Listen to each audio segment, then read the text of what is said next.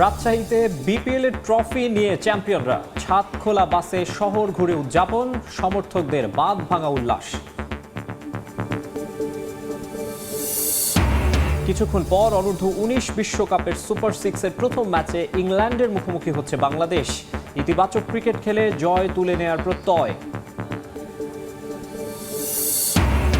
কেন্দ্রীয় চুক্তিতে রাখার বিষয়ে বিসিবির সঙ্গে আলোচনা হয়নি। সময় সংবাদে জানালেন সাকিব, জাতীয় দলে ফেরার আলোচনাকে বললেন ইতিবাচক। এবং ইপিএলে 5 গোলের রোমাঞ্চকর ম্যাচে শীর্ষে থাকা আর্সেনালকে হারালো ম্যানচেস্টার ইউনাইটেড। শিরোপার স্বপ্নে বড় ধাক্কা কানারদের।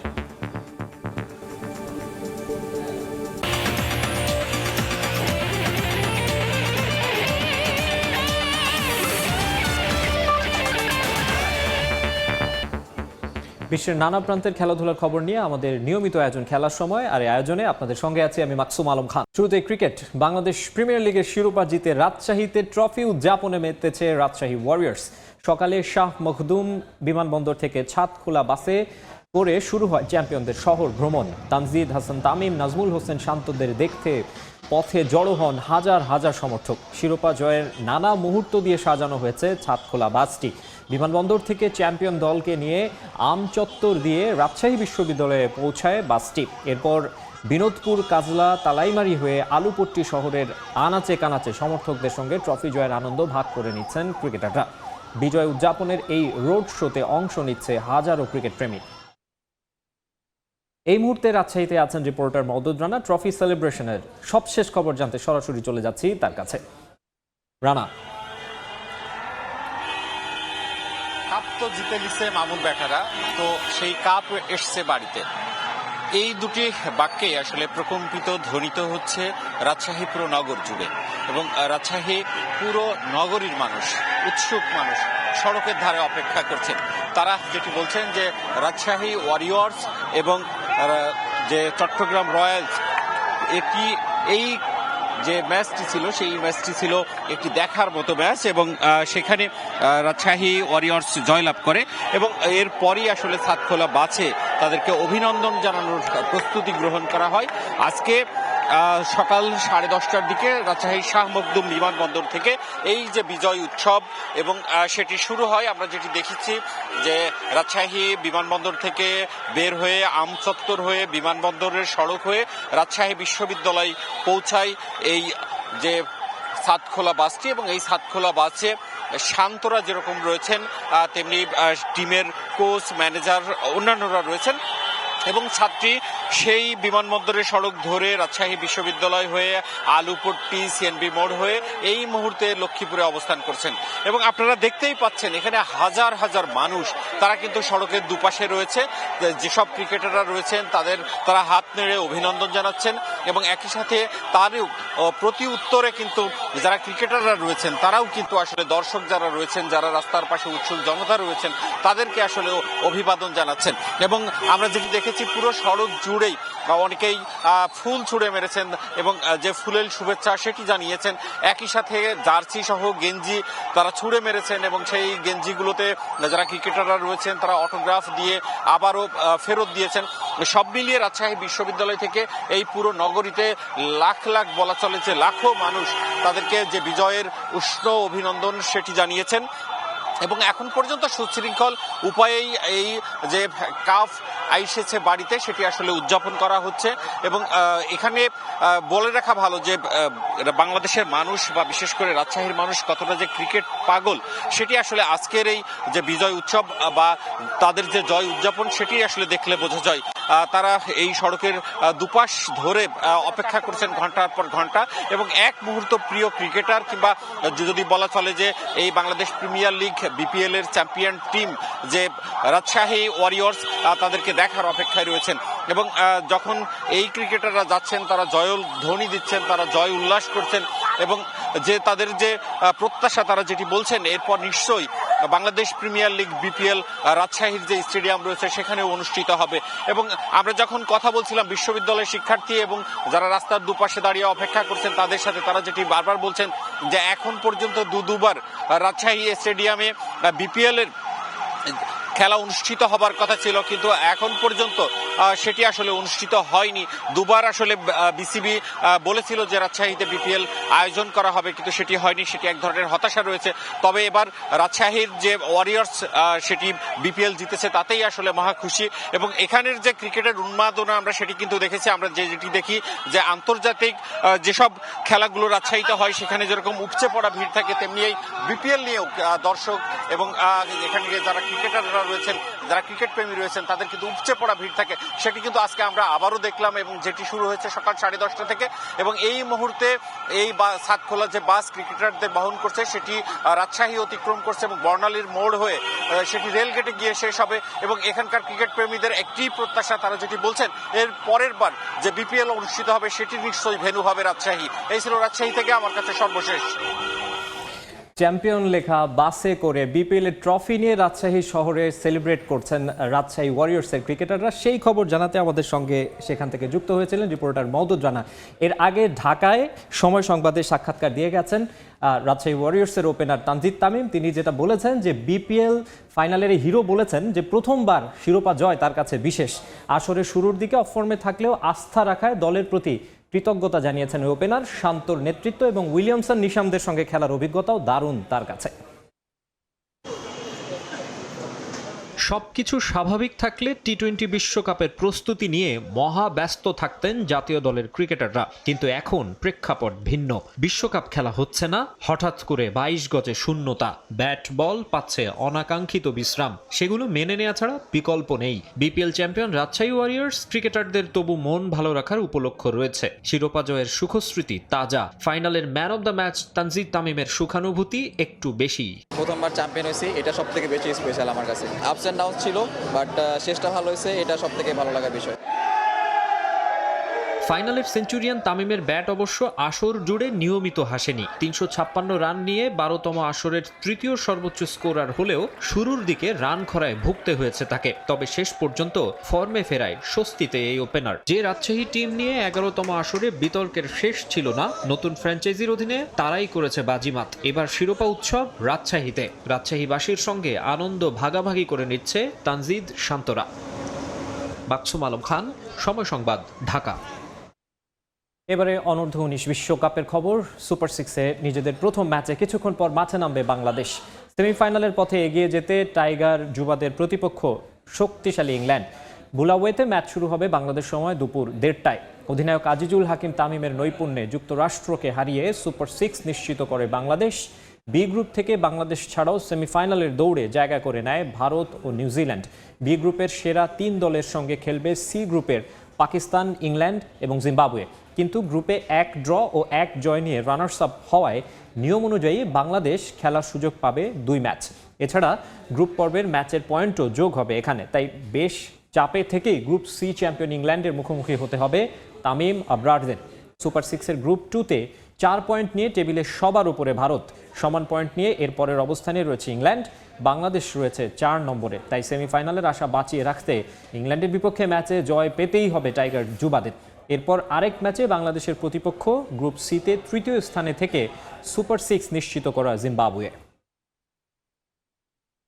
সংবাদ সম্মেলনে সাকিব আল হাসানকে কেন্দ্রীয় চুক্তিতে রাখার প্রস্তাবের কথা বলা হলেও এখন পর্যন্ত তার সঙ্গে এ বিষয়ে কোনো কথা হয়নি বিসিবির। সময় সংবাদে জানিয়েছেন সাকিব নিজেই জাতীয় দলে ফেরার বিষয়ে আলোচনা হওয়াটা ইতিবাচকভাবে নিয়েছেন সাবেক বাংলাদেশ অধিনায়ক।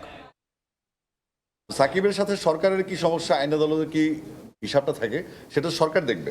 কিন্তু আমরা বোর্ড থেকে সাকিব আল হাসানকে চেয়েছি যে আমাদের এই চুক্তিবদ্ধ যে তালিকাটা হবে বিভিন্ন গ্রেডে প্লেয়ারদের, সেখানে সাকিব আল হাসানকে আমরা প্রপোজ করেছি আর কি। বিশ্বকাপ থেকে নাম কাটা যাবার দিনে সব আলোচনা অন্যদিকে ঘুরিয়ে দেয় বিসিবি। আবারও সাকিব আল হাসানকে দলে ফেরাতে উদ্যোগী বাংলাদেশ ক্রিকেট বোর্ড। জাতীয় দলের সবশেষ সিরিজেও যে ক্রিকেটারের নামাঙ্কিত প্ল্যাকার্ড নিয়ে সমর্থকদের মাঠে ঢুকতে দেয়া হয়নি, সেই ক্রিকেটারের জন্য রাষ্ট্রের সর্বোচ্চ পর্যায়েও কথা বলতে রাজি বিসিবি। হঠাৎ করেই বিসিবির এমন পদক্ষেপ অনেক প্রশ্নের জন্ম দিয়েছে। ক্রিকেট কূটনীতিতে মুনশিয়ানা দেখাতে পারেনি আমিনুল ইসলাম বুলবুলের বোর্ড, যার নেতৃত্বে প্রথম বিশ্বকাপ খেলেছিল বাংলাদেশ। সেই বুলবুল বোর্ড সভাপতি থাকা অবস্থায় বিশ্বকাপ খেলতে পারছে না লাল সবুজ। তবে যাকে নিয়ে আলোচনা সেই সাকিব আল হাসান কি বলছেন? সম্প্রতি সৌদি আরবে ওয়ার্ল্ড ক্রিকেট ফেস্টিভ্যালে অংশ নেন সাবেক বিশ্বসেরা অলরাউন্ডার। সৌদি আরব ক্রিকেট ফেডারেশনের আয়োজনে বাংলাদেশ নামের একটি দলের হয়ে খেলে আবারও যুক্তরাষ্ট্রে ফিরেছেন সাকিব। ক্রিকেট বোর্ডের সভায় সাকিবকে কেন্দ্রীয় চুক্তিতে রাখার প্রস্তাব করা হলেও এখনও তার সঙ্গে এই বিষয়ে কোনো কথা বলেনি ক্রিকেট বোর্ড। সময় সংবাদে যা নিজেই জানিয়েছেন সাকিব।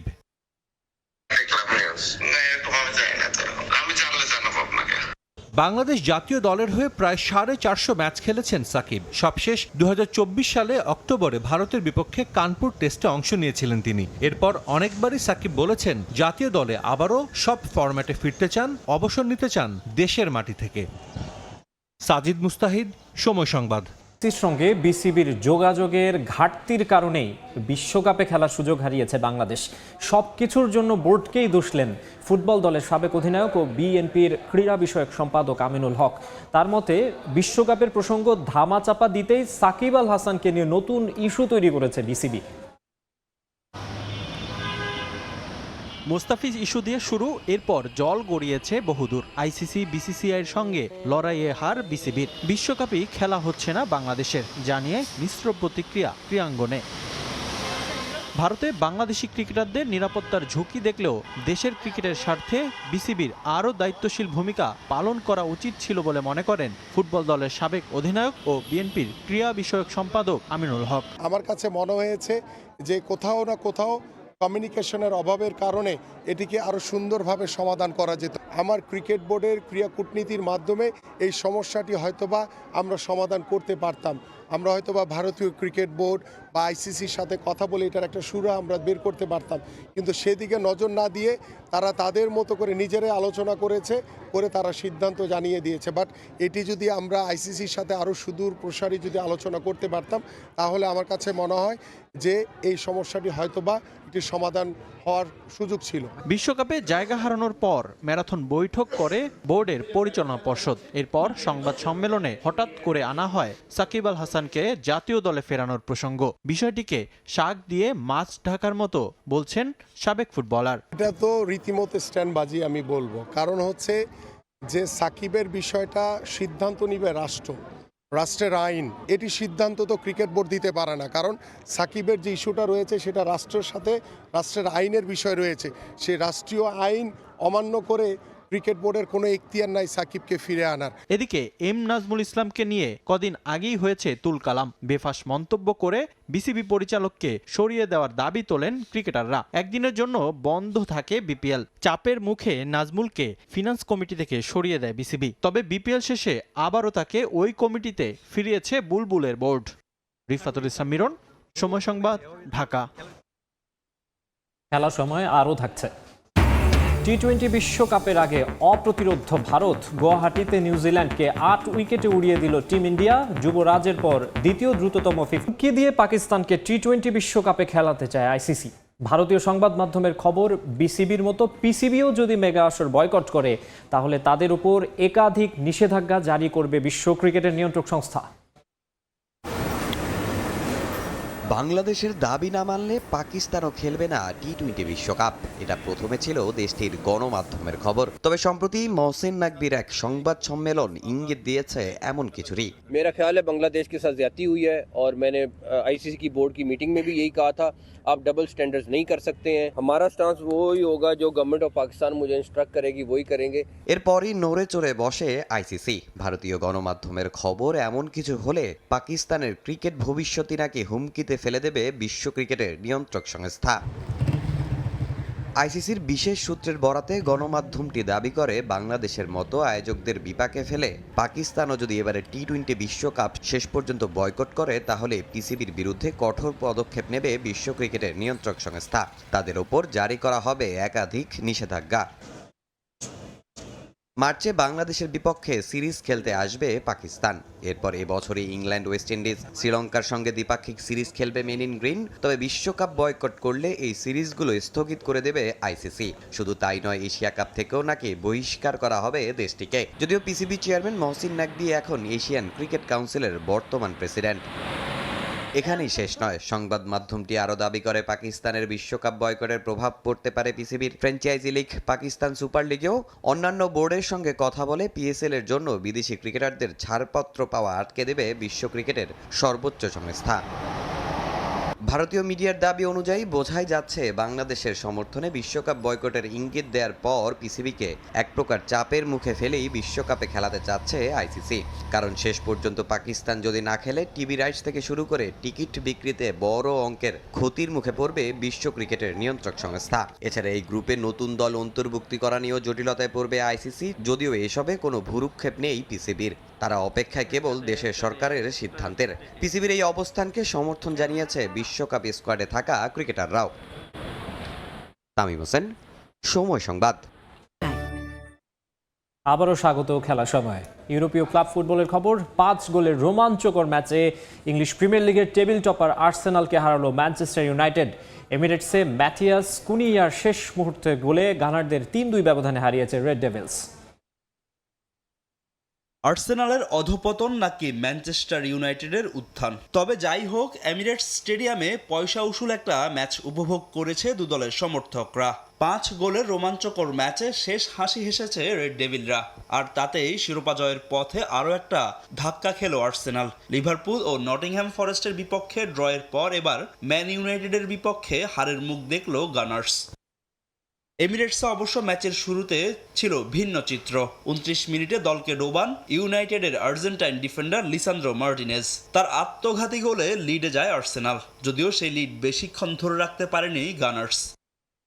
স্প্যানিশ মিডফিল্ডার জুবেমেন্দির হাস্যকর ভুলে ম্যাচে সমতায় ফেরে ম্যান ইউনাইটেড। নিজেদের ডি বক্সের বাইরে তার ভুল পাসে বল পেয়ে যায় ব্রায়ান এমবুয়েমো। সেখান থেকে ঠান্ডা মাথার ফিনিশিংয়ে দলকে সমতায় ফেরান ক্যামেরুনের এই ফরওয়ার্ড। 1-1 গোলে বিরতিতে যায় দুদল। দ্বিতীয়ার্ধে জমে উঠে ম্যাচ। 50 মিনিটে অসাধারণ এক গোল করে দলকে এগিয়ে নেন প্যাট্রিক দোরগু। ব্রুনো ফার্নান্দেজের অ্যাসিস্টে ইউনাইটেডকে ম্যাচের চালকের আসনে বসান ডেনমার্কের এই উইঙ্গার। পিছিয়ে পড়েও চাপ সামাল দেওয়ার চেষ্টা চালায় আর্সেনাল ফুটবলাররা। 84 মিনিটে দলকে সমতায় ফেরান মিকেল ম্যারিনো। তবে এই সমতা স্থায়ী ছিল মাত্র 3 মিনিটের জন্য। 87 মিনিটে অসাধারণ এক গোল করে আবারও ইউনাইটেডকে লিড এনে দেন ব্রাজিলিয়ান মিডফিল্ডার ম্যাথিয়াস কুনিয়া। শেষ পর্যন্ত আর কোনো গোল না হওয়ায় 3-2 ব্যবধানের জয় নিয়ে মাঠ ছাড়ে মাইকেল ক্যারিকের দল। রুবেন অ্যামোরিমের দায়িত্ব ছাড়ার পর ম্যান ইউনাইটেডের অন্তর্বর্তীকালীন দায়িত্ব পেয়ে টানা 2 ম্যাচেই শক্তিশালী প্রতিপক্ষকে হারালেন ক্যারিক। দুর্দান্ত এই জয়ে ইপিএল এর পয়েন্ট টেবিলের 4-এ উঠে এলেও ইউনাইটেড। 23 ম্যাচে তাদের পয়েন্ট 38। অন্যদিকে হেরেও 50 পয়েন্ট নিয়ে শীর্ষে অবস্থান করছে আর্সেনাল। ফাহিম ইসলাম, সময় সংবাদ। আবারও স্বাগত খেলা সময়ে। আবারও ক্রিকেট সিরিজের তৃতীয় টি-20তে নিউজিল্যান্ডকে 8 উইকেটে উড়িয়ে দিয়েছে ভারত। টস হেরে আগে ব্যাট করতে নেমে 9 উইকেটে 153 রান করে ব্ল্যাক ক্যাপস। লক্ষ্য তাড়া করতে নেমে মাত্র 2 উইকেট হারিয়ে 60 বল হাতে রেখেই জয়ের বন্দরে পৌঁছে যায় টিম ইন্ডিয়া। এই জয়ে 5 ম্যাচ সিরিজ 2 ম্যাচ হাতে রেখেই নিশ্চিত করে ফেলেছে ভারত। গুয়াহাটিতে ব্যাট করতে নেমে 34 রানে 3 উইকেট হারিয়ে বিপর্যয়ে পড়ে যায় নিউজিল্যান্ড। বিপদের মুহূর্তে মার্ক চ্যাপম্যান ও গ্লেন ফিলিপস 50 ছাড়ানো জুটিতে প্রতিরোধের আভাস দিয়েছিলেন। চ্যাপম্যান 32 রানে আউট হওয়ার পর ড্যারেল মিচেলকে নিয়ে 26 রানের জুটি গড়েন ফিলিপস। 48 রানে ফিলিপস ও 14 রান করে মিচেল বিদায় নিলে বিপদে পড়ে নিউজিল্যান্ড। দলের হয়ে কেবল মিচেল স্যান্টনার এরপর 27 রান করতে পারেন, বাকিরা দাঁড়াতেই পারেননি। বুমরা 17 রানে নেন 3 উইকেট। জবাবে ব্যাট করতে নেমে প্রথম বলে সঞ্জু স্যামসনকে হারায় ভারত। তবে 53 রানের জুটি গড়ে রীতিমতো ঝড় তোলে নিশান কিষান ও অভিষেক শর্মা। 13 বলে 28 রান করে কিষান আউট হলে ভাঙে এই জুটি। তবে যুবরাজ সিংয়ের পর দ্বিতীয় ভারতীয় ব্যাটার হিসেবে দ্রুততম 50 গড়েন অভিষেক। আরেক প্রান্তে আগ্রাসী হয়ে ব্যাট চালান সূর্যকুমার যাদব। তাদের 40 বলে 102 রানের জুটিতে দাপুটে জয় পায় ভারত। 20 বলে 7-4 ও 5 ছক্কায় অপরাজিত 68 রান করেন অভিষেক। আরেক অপরাজিত ব্যাটার সূর্যকুমার করেন 26 বলে 57 রান। খেলার সময় শীর্ষ সংবাদগুলো জানিয়ে দিচ্ছে আরেকবার। রাজশাহীতে বিপিএল এর ট্রফি নিয়ে চ্যাম্পিয়নরা। ছাদ খোলা বাসে শহর ঘুরে উদযাপন। সমর্থকদের বাঁধ ভাঙা উল্লাস। কিছুক্ষণ পর অনূর্ধ্ব-19 বিশ্বকাপের সুপার 6-এর প্রথম ম্যাচে ইংল্যান্ডের মুখোমুখি হচ্ছে বাংলাদেশ। ইতিবাচক ক্রিকেট খেলে জয় তুলে নেয়ার প্রত্যয়। এবং ইপিএলে 5 গোলের রোমাঞ্চকর ম্যাচে শীর্ষে থাকা আর্সেনালকে হারালো ম্যানচেস্টার ইউনাইটেড। শিরোপার স্বপ্নে বড় ধাক্কা গানারদের।